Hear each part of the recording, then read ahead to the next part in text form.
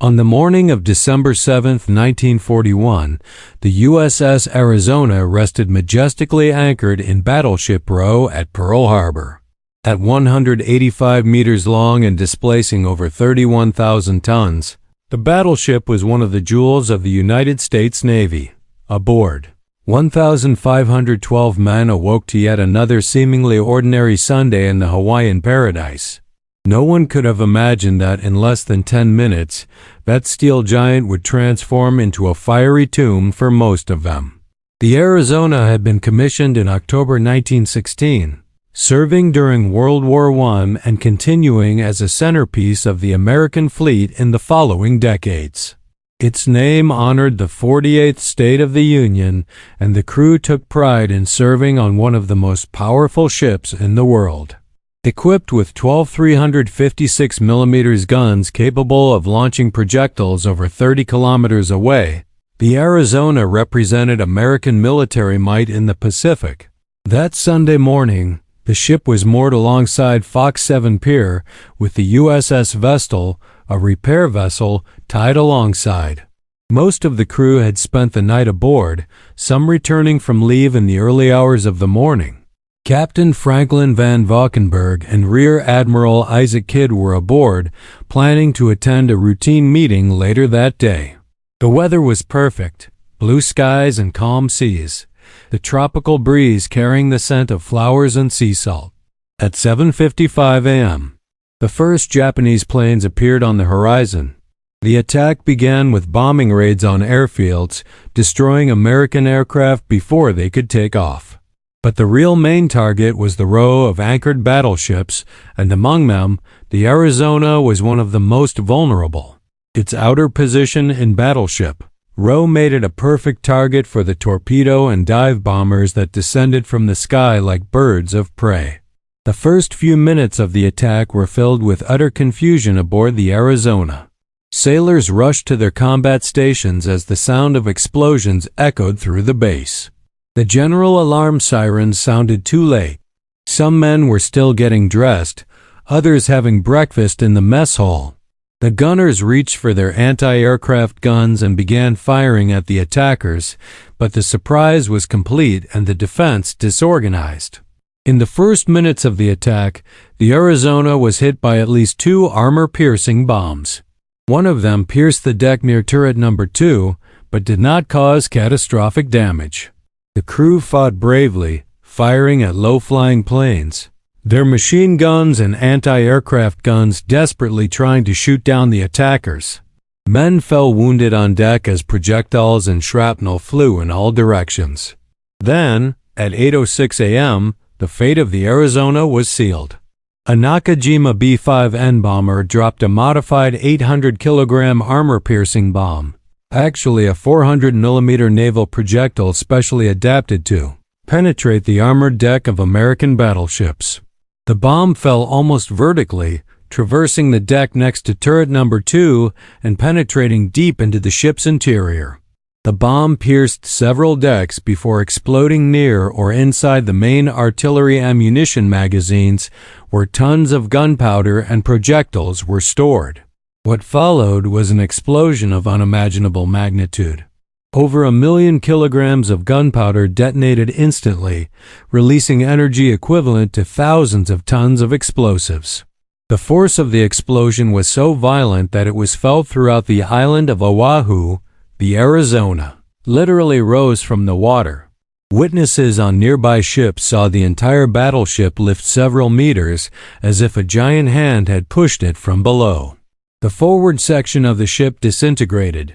The second turret, weighing over 1,000 tons, was thrown from its mounting.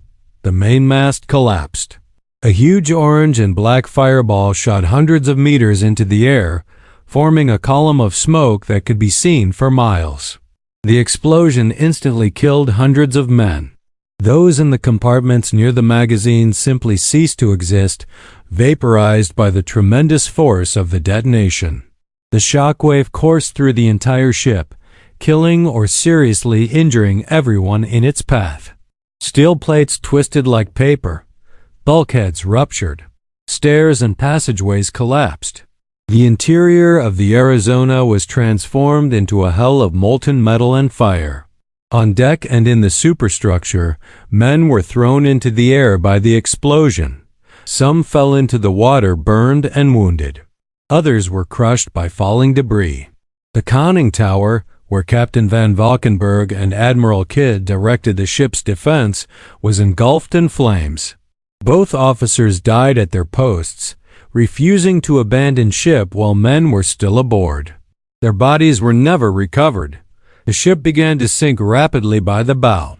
Seawater flooded the breached compartments while oil from the ruptured fuel tank spilled onto the surface, catching fire and turning the waters around the Arizona into a sea of flames.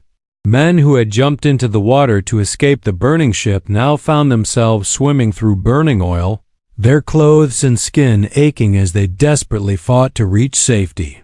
Inside the hull, those who survived the initial explosion faced a claustrophobic nightmare.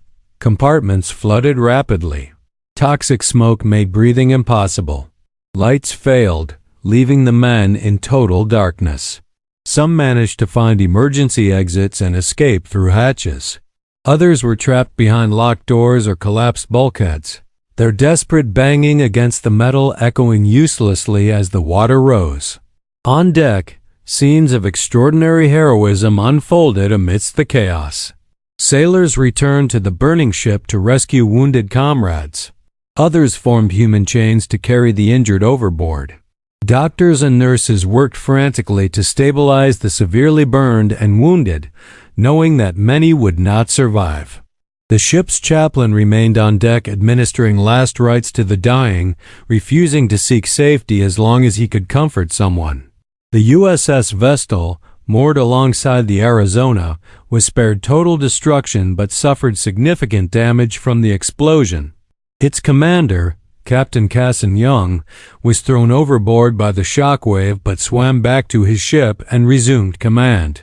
Realizing that the flames from the Arizona threatened to consume the Vestal as well, he ordered the cables to be cut and managed to move his ship away from the burning battleship, deliberately running it aground to prevent it from sinking.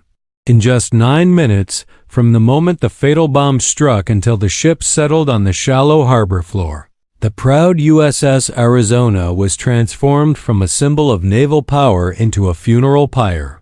The ship settled on the bottom with its bow and midships completely submerged, only the aft superstructure and part of the deck remaining above water. From the destroyed funnels and burning wreckage, columns of black smoke continued to rise for days. Of the 1,512 people aboard the Arizona that morning, only 334 survived. 1,177 men died, more than half of all American casualties at Pearl Harbor. Among the dead were 23 pairs of brothers who had chosen to serve together, believing they would be safer side by side. News of their deaths would devastate families across the country, many losing multiple children on the same day and on the same ship. The bodies of many could never be recovered.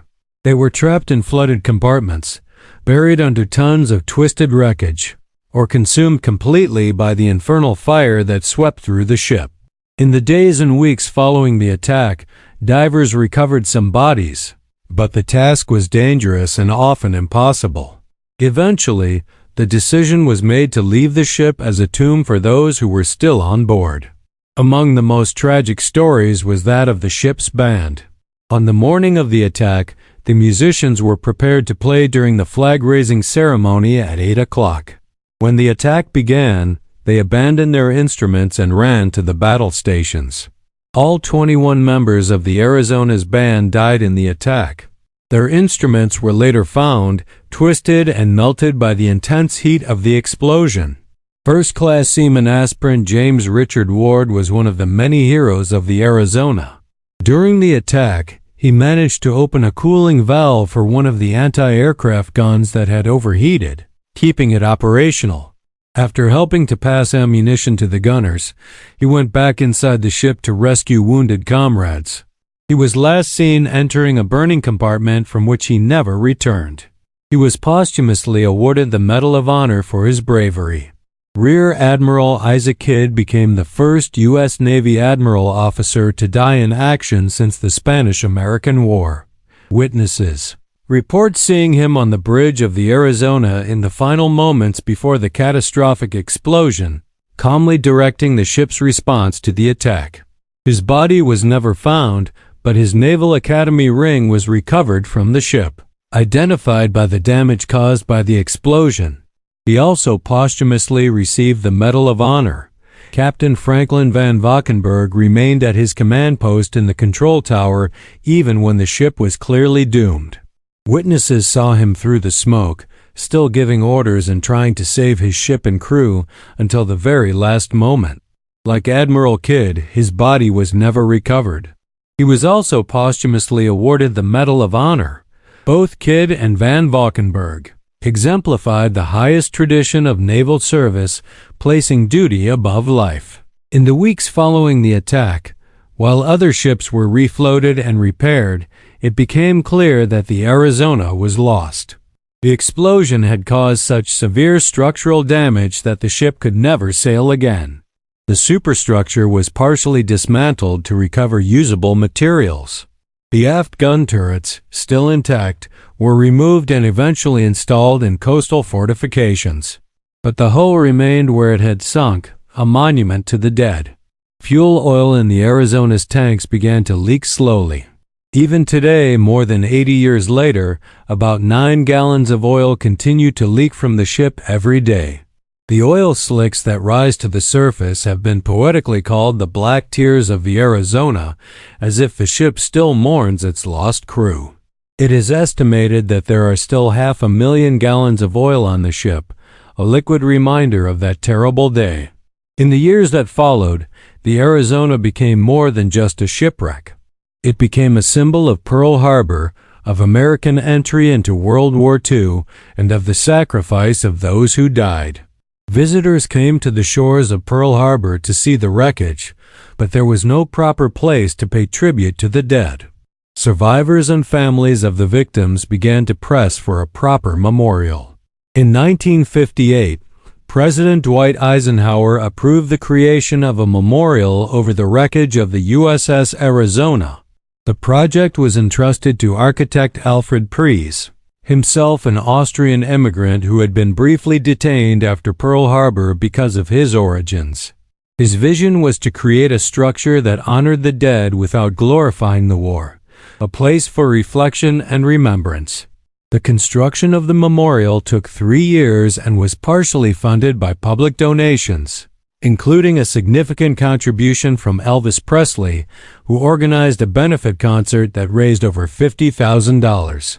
The memorial was dedicated in 1962 on the 21st anniversary of the attack. The elegant white structure, appearing to float on the water above the wreckage of the Arizona, has become one of the most visited and moving war memorials in the United States. The memorial's design is laden with symbolism. Its arched form represents the initial defeat and the final victory. The structure has 7 large windows on each side representing the days of the week, and 21 smaller windows in the roof representing the 21-gun salute, the highest military honor. In the center, a marble shrine lists the names of all 1,177 men who died in Arizona, forever etched in white stone. Visitors to the memorial descend a ramp from a visitor center on the shore and board small Navy boats that take them to the floating structure. As the boat approaches, the oil slicks on the water surface become visible, rising from the ship's tanks below. It is a solemn moment, the silence broken only by the gentle sound of the water and the respectful murmur of the visitors. Inside the memorial, people walk silently along the walls, reading the names of the dead. Some visitors are family members, children and grandchildren of those who died, finally able to pay homage to grandparents or great-grandparents they never knew. Others are veterans, paying their respects to comrades in arms. Many are simply Americans or international visitors coming to learn and remember. The atmosphere is one of profound reverence. Through the metal grating floor of the memorial, the wreckage of the Arizona is visible in the clear waters below. Parts of the hull, the barbette turret of the main gunnery, structures twisted by fire and explosion, all rest silently on the bottom of the harbor.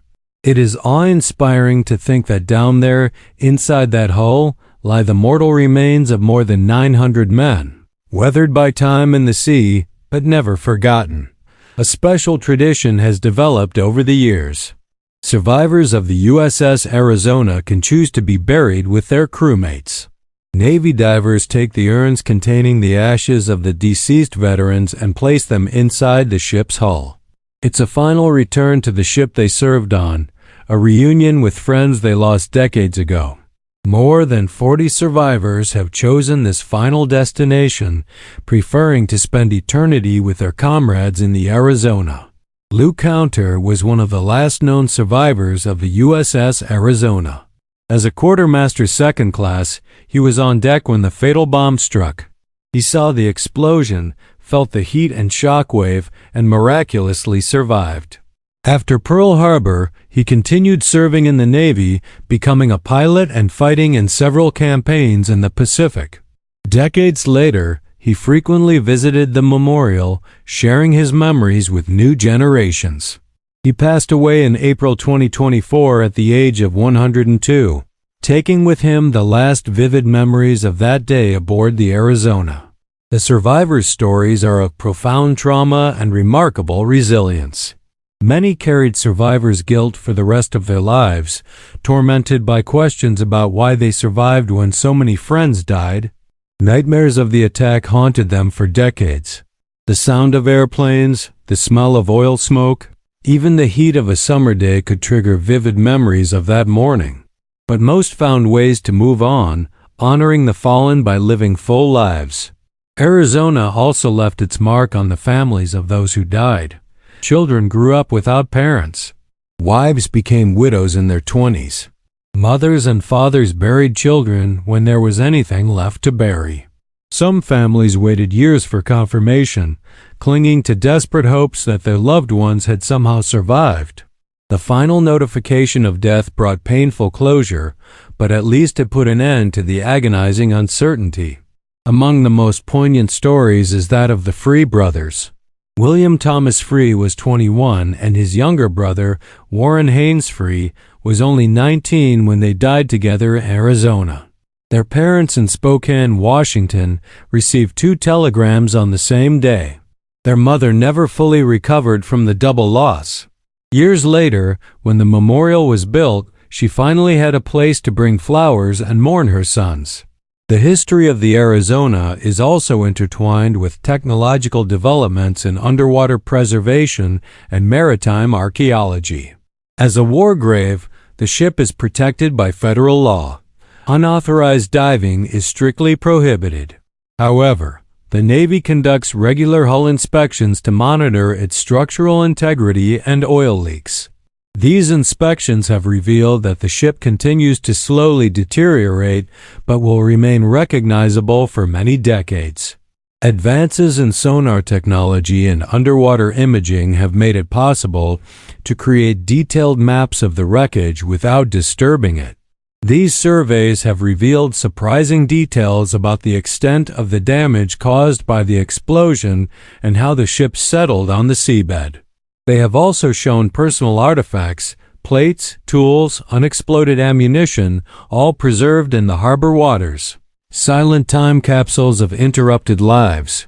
The cultural impact of the USS Arizona extended beyond military and historical circles. The ship has appeared in countless documentaries, films, and books about Pearl Harbor. The phrase, "Remember the Arizona," became a rallying cry during World War II. Painted on planes and ships that went to the Pacific to avenge the dead. The ship became synonymous with the attack itself, its name instantly evoking images of that infamous day. Interestingly, some parts of the Arizona survived and continue in service in different ways. The ship's bell was recovered in 1961 and is now on display at the memorial.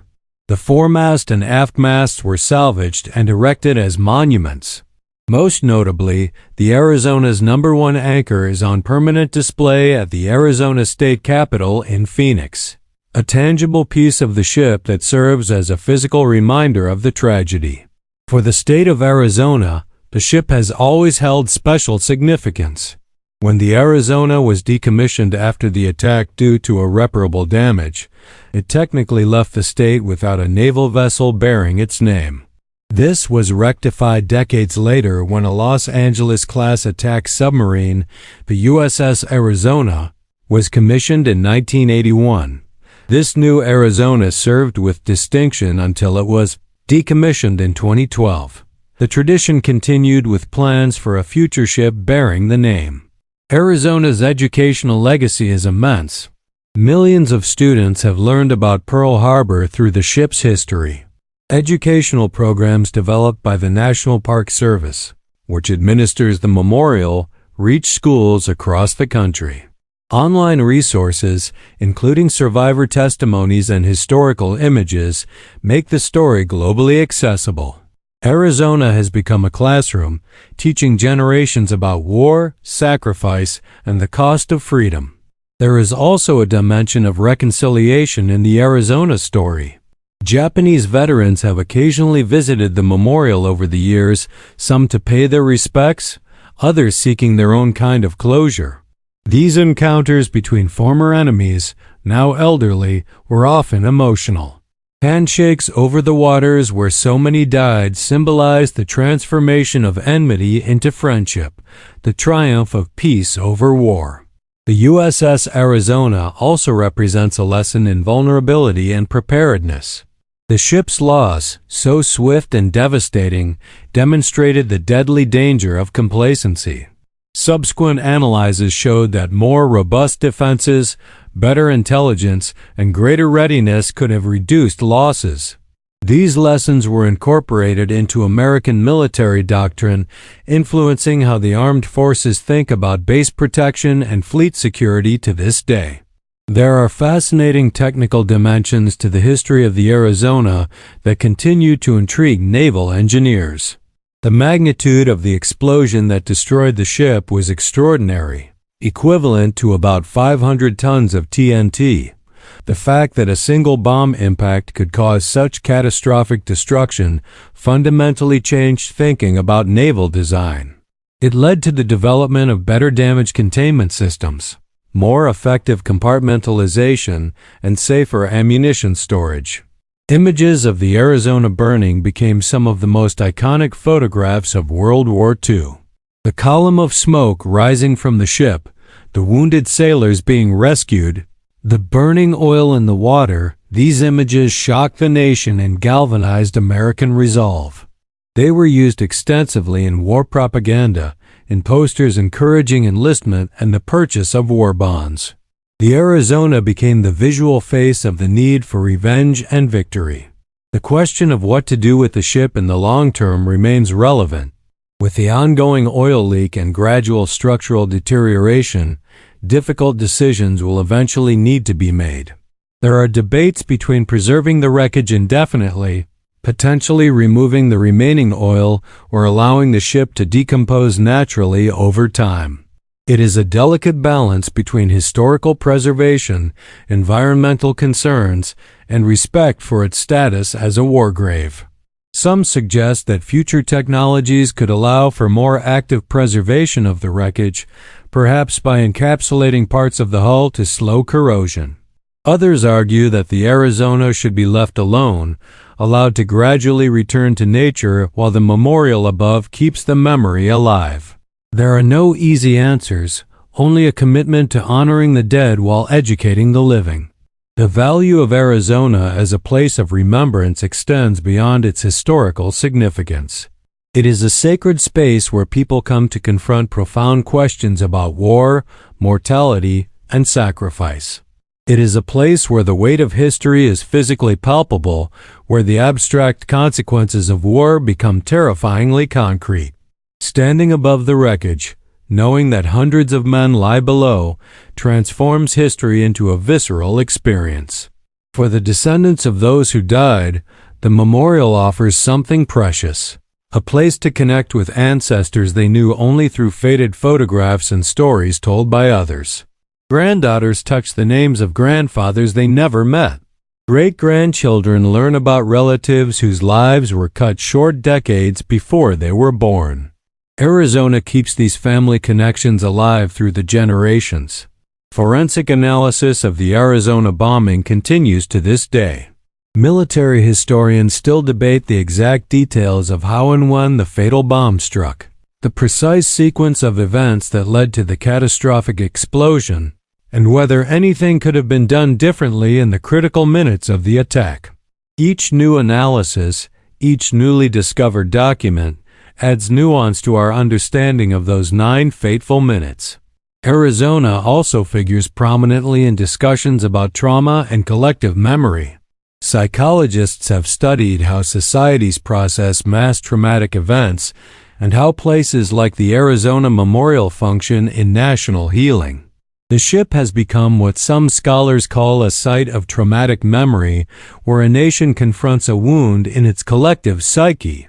Visiting the memorial is to participate in a national ritual of remembrance and processing. Comparisons are often drawn between the USS Arizona and other sites of national tragedy such as Ground Zero in New York or the battlefields of Gettysburg.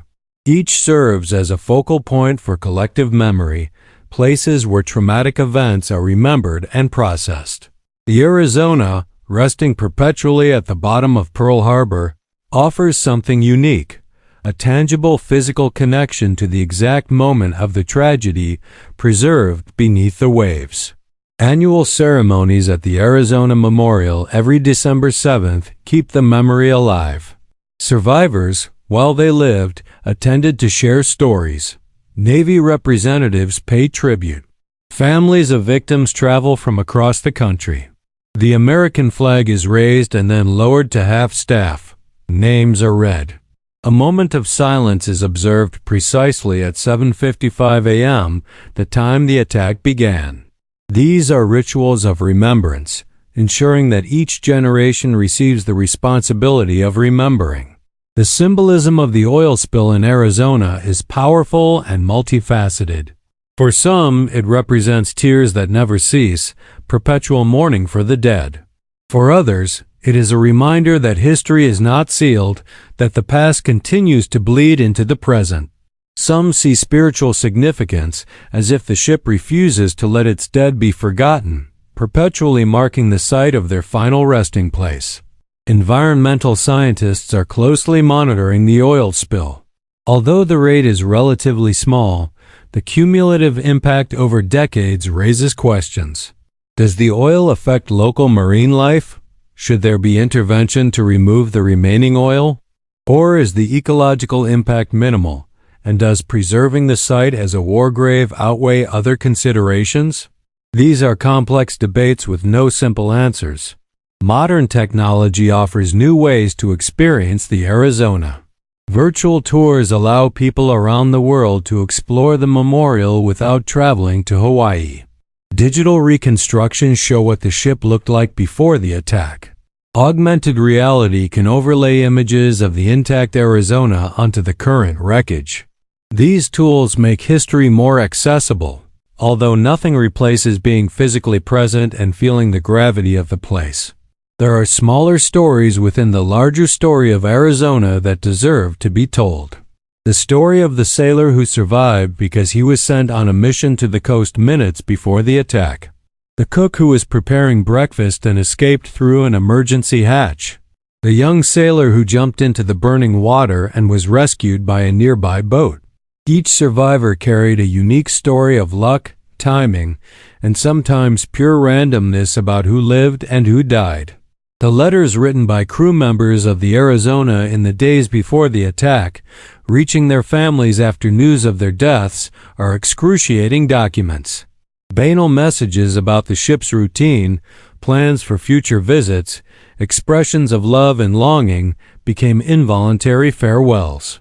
Families kept these letters as treasures, the last words of voices silenced forever. The USS Arizona serves as a counterpoint to conversations about modern warfare. In an era of drones, cyber attacks, and precision weapons, the Arizona reminds us that war always involves human beings dying, often young and in the prime of life. There are no clean surgical strikes when 1,100 men die in 9 minutes. The human cost is always shocking and real, regardless of the technology involved. Debates about military intervention, about when and how the United States should use military force, frequently invoke Pearl Harbor and Arizona. For some, the lesson is perpetual vigilance and overwhelming military force to avoid surprises. For others, it is the tragedy of war itself, the need to exhaust all diplomatic options before young men are sent to die. Arizona has become a symbol invoked by multiple sides in debates about national defense policy. The story of the Arizona is also a story about youth. The average age of the crew was in their early 20s. They were mostly young men at the beginning of their adult lives, many enlisted to escape the Great Depression, to learn skills, to see the world. They had dreams of futures they would never realize, families they would never form, lives they would never live. Their unrealized potential is part of the tragedy. Some of the Arizona men left behind pregnant widows who gave birth to children who would never know their fathers. These children grew up with a void, knowing their fathers only through photographs and stories told by others. Some eventually visited the memorial, aged themselves, finally able to pay their respects to fathers who existed for them only as absences. It is a dimension of loss that extends across generations. The ship itself had a personality within the Navy, as all ships do for those who serve on them. The sailors of the Arizona were proud of their ship, decorated its spaces, competed in athletic competitions against crews from other ships, developed traditions and inside jokes. It was a floating community, and when the ship sank, that community was shattered. Survivors spoke of losing not only crewmates, but an entire way of life. The ship's band, all lost in the attack, represents a cultural dimension of the tragedy. They were musicians who brought joy and ceremony to life on board. They played at official events, entertained the crew, and performed at religious ceremonies. Their death silenced not only individual voices but a collective expression of culture and spirit. The fact that their instruments were found melted and twisted adds a poignant visual layer to their story. Now, decades after the last survivors departed, the USS Arizona belongs entirely to history. There are no more living witnesses to correct inaccuracies or add personal details. The memory of the ship depends entirely on written records, photographs, film footage, and the memorial itself. It is a significant transition from living memory to recorded history, changing how future generations will relate to the event. What we do with the memory of the Arizona defines who we are. We can treat it as ancient history, irrelevant to modern challenges, just another shipwreck in a long-ended war. Or we can recognize that the questions raised by its loss remain urgently contemporary. How do we balance security with freedom? How do we maintain vigilance without paranoia? How do we honor past sacrifices while working for future peace? The Arizona doesn't provide easy answers, but it forces the questions. For modern sailors serving in the United States Navy, the Arizona is part of their professional heritage. New recruits learn about the ship in basic training. Officers study the attack and strategy courses. When warships visit Pearl Harbor, crews make pilgrimages to the memorial. It's a visceral reminder that military service involves real risks, that commanders' decisions have life or death consequences, that the price of failure can be measured in lives lost. The USS Arizona also holds a place in the global consciousness about World War II. Visitors from Japan come to the memorial, some to pay their respects, others to confront their own understanding of their country's history.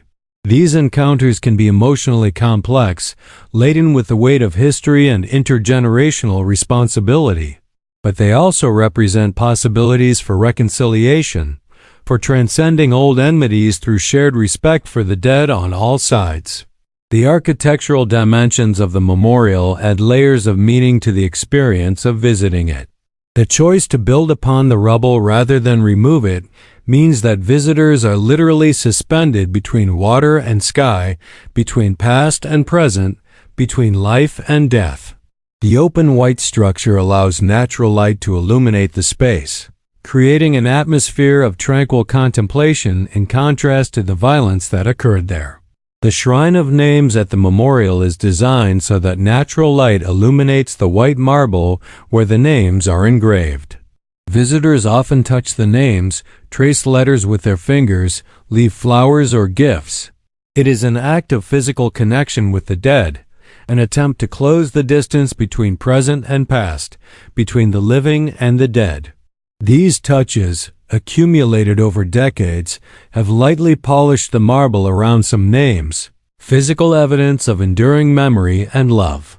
Photographers extensively documented the memorial, capturing how light, shadow, and reflection create an almost spiritual atmosphere. The water below reflects the white structure, creating a mirror effect. Oil slicks on the surface create iridescent patterns. Fish swim among the wreckage, life continuing in the place of death. These images communicate something that words struggle to express about continuity and change, about how life persists even in the most tragic places. For museum and historical preservation professionals, the Arizona Memorial presents unique challenges and opportunities. How do you preserve not only a physical structure, but also memory, meaning, and emotional impact? How do you maintain relevance as generations with personal connections to the event fade away? How do you use technology to enhance the experience without diminishing its solemnity? These are questions that curators continually grapple with. Educational programs developed around Arizona are sophisticated and multi-layered. There are materials tailored for different age groups, from elementary school children learning about the war for the first time to advanced researchers studying technical aspects of the attack. Resources include documentaries, curriculum materials for teachers, oral testimonies from survivors, technical analyses of the explosion, and perspectives from multiple countries on the events. The impact of visiting the memorial is often profound and lasting. People report that it has changed their understanding of war, sacrifice, and history. Educators bring students to the memorial as part of World War II units, knowing that standing on the wreckage makes history real in ways that textbooks cannot. Veterans of other wars visit to pay their respects to predecessors. Families come to teach children about heritage and national memory. There are also spiritual and philosophical dimensions to the Arizona story that resonate beyond its specific historical significance. It is a place to contemplate mortality, the abrupt end of young lives, the arbitrariness of who survives and who dies in moments of chaos. It is a space to reflect on how we honor the dead, on what we owe to those who died before us, on how we live in ways that justify their sacrifices. The paradox of the memorial is that it preserves the memory of a terrible day while offering an experience of tranquil beauty. The white structure floating on blue waters, with the green mountains of Oahu in the background, is aesthetically beautiful. This beauty does not diminish the tragedy, but offers a context for processing it, a space of peace where one can confront past violence without being crushed by it. It is architecture doing subtle but crucial emotional work. For those who design national defense policies, Arizona serves as a case study. Analyses of the attack inform thinking about base vulnerabilities, the importance of intelligence, the value of preparedness, and the dangers of complacency. Each generation of military planners revisits Pearl Harbor, asking where we are vulnerable now, what our blind assumptions are, what we are not seeing. Arizona teaches us that perpetual vigilance is not just a slogan, but a practical necessity. The story of the USS Arizona is also a reminder that physical objects carry historical and emotional weight beyond their utilitarian function. The ship was steel, machinery, and weaponry, but it became a symbol, a memorial, a sacred place. Its transformation from a tool of war into a monument to memory illustrates how we attribute meaning to physical objects, how they become receptacles for collective emotions and values. When we think about the future of the memorial, complex questions emerge.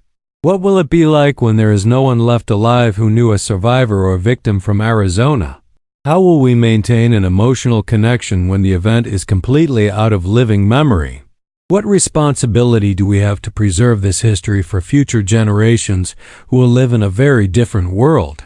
These are questions without definitive answers, only a continuing commitment to remember and honor. The USS Arizona challenges us to think seriously about legacy and memory. Each of the 1,177 men who died had hopes, dreams, people they loved, and who loved them. Most would not have expected their deaths to be remembered decades later by millions of people. They did not seek to be heroes or martyrs, they simply served their country and happened to be in the wrong place at the wrong time. But their collective deaths became part of national history, and that brings responsibility to us all. Now, more than 80 years later, the USS Arizona rests at the bottom of Pearl Harbor, a sleeping giant sheltering the dead. Oil continues to slowly seep out, those black tears rising to the surface. The memorial floats above, white against the blue of the sky and sea, a beacon of memory. Visitors come, read names, stand in silence, leave transformed. The cycle continues, day after day, year after year. This is the enduring power of the USS Arizona. It's not just about what happened on December 7, 1941, although that is profoundly important. It's about what we choose to do with that memory, how we allow it to shape and guide us. It's about recognizing that those 1,177 men are not just statistics in history books, but individuals whose lives mattered, whose deaths meant something, whose sacrifices will not be forgotten. So make this promise to the dead of Arizona. Visit the memorial if you can, or if you can't, learn their story and share it. Teach children about what happened and why it matters. When you see the date December 7th, pause and remember. Work toward a world where such tragedies become increasingly rare. Honor them not just with words, but with actions, living in ways that justify the price they paid. The USS Arizona was just a ship, and now it's just wreckage. But what it represents, the story it tells, the lessons it teaches, these are eternal. As long as there are people willing to remember, to honor, to learn, the Arizona will live on. Its dead will not be forgotten. Its black tears will continue to rise to the surface, reminding us of the past and our responsibility to the future. This is its story. This is its legacy. This is the memory we carry forward.